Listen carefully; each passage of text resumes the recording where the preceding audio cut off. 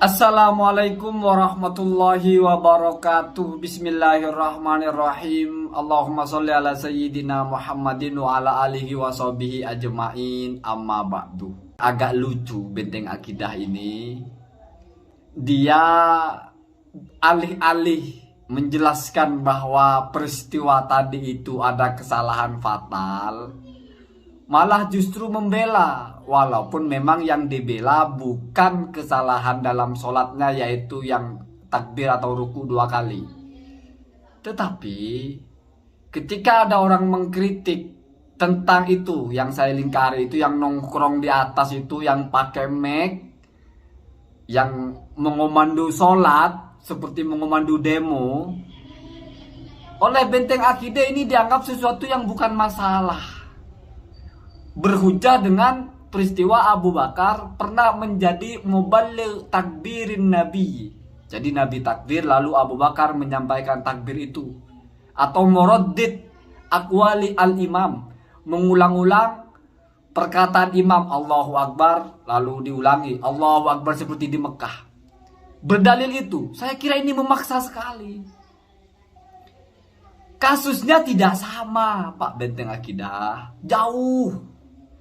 Nabi Allahumma sholli wa sallim alaihi wa ala alihi wa sahbihi ajma'in, ketika oleh Abu Bakar suaranya dikeraskan ketika Nabi sedang sakit, sehingga ulama fikih merumuskan hukumnya mustahab tabligh dalam takbir, baik intikal, baik takbiratul ihram atau mengucapkan Rabbana lakal hamdu, ketika ada keperluan. Artinya memang mendesak. Mustahabun indal hajah wa inda adamil hajah bid'atun mungkaratun, atau hukumnya makruhatun. Jadi jangan berdalil dengan kasusnya Abu Bakar, tidak nyambung ya.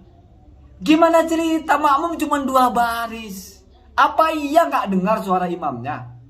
Satu, kalau masih beralibi kan itu bising, bisa aja nggak dengar. Oke. Abu Bakar ketika menjadi mukabbir atau menjadi muballigh takbir, itu sholat Abu Bakarnya, bukan nongkrong.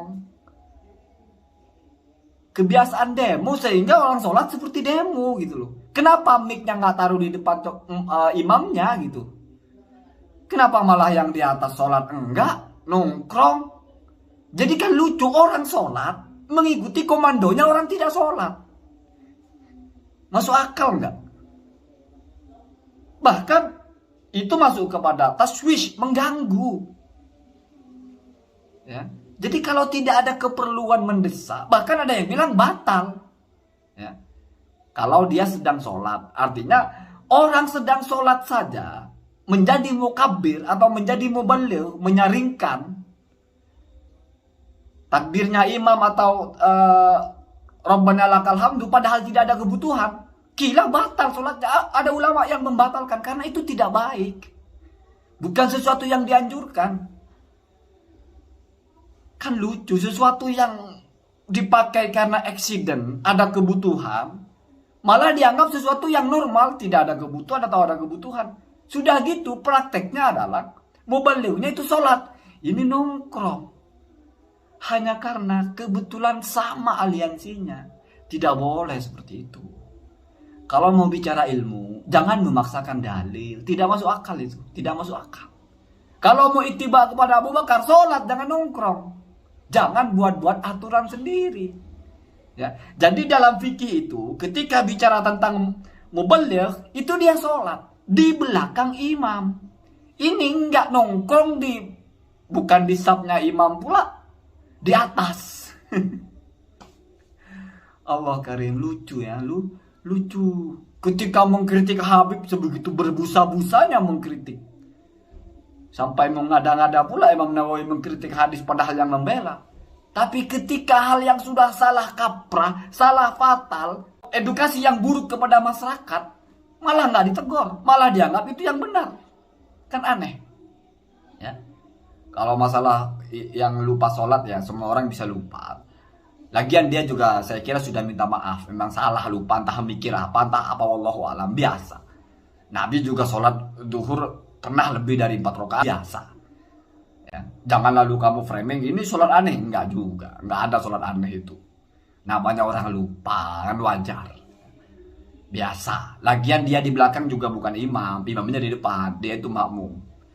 Kalaupun mau berkaca ke Arab Saudi saja, coba Anda perhatikan, cari di YouTube. Mubalighnya itu yang mengeraskan suara imam itu, dia itu sholat, bukan duduk-duduk. Kenapa? Karena menjadi lucu, kita sholat, di komando orang nggak sholat. Ya, kalau memang ada kebutuhan, ya kalau tidak ada kebutuhan, untuk apa juga. Ya.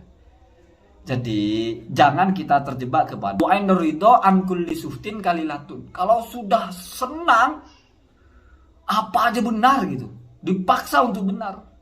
Kama anna ainas suhti tubdi al masawiyah. Sebagaimana kalau sudah benci, salah semua. Orang bawa hadis sahih, karena kita tidak suka, disalah-salahkan pula ya. Wal iyadu billah, itu namanya tidak proporsional. Terlalu mengedepankan keberpihakan, tidak boleh seperti itu, tidak baik ya. Apalagi bersorban seperti itu kan. Artinya memang patternnya itu atau polanya itu seorang pendakwah gitu. Jangan terlalu terjebak kepada kelompok lah. Mau 212, 213 atau 123, 234 Haji Samsu, nggak ada persoalan. Apa aja gitu ya. Yang penting idza kunta muddaiyan fabil hujjah. Kalau kamu mau mengklaim sebuah teori, sampaikan hujahnya. Kamu mau benarkan itu, apa hujahnya? Sesuaikan. Jangan kamu berhujah, di mana ya hujah kamu adalah orang yang sholat, kamu pakai kepada orang yang nongkrong, nggak nyambung, ya, nggak nyambung. Seolah-olah dalam sejarah Islam atau seolah-olah dalam fikih itu hal itu yang sesuatu yang boleh, aneh gitu ya. Bahkan dikait-kaitkan dengan Abu Bakar, seolah-olah Abu Bakar seperti itu, nongkrong. Ya enggak juga ya. Ya walaupun tidak haram, ya bid'ah mungkaroh. 2 makruh. Dan wakilah itu dalam, kalau Anda baca dalam kitab fikih itu ittifaq 4 madhab, kalau tidak ada hajat ya makruh. Kenapa? Karena kalau ada hajat mustahab ya. Berarti kalau tidak ada hajat kebalikannya yaitu makruh ya. Saya tidak mau komentari tentang yang salah sholat ya, biasa, semua orang biasa ya. Kita juga biasa lupa. Bahkan wakilah Mbah Mun pernah bercerita sendiri, pernah lupa jumlah takbir dalam sholat jenazah sekelas Mbah Mun ya.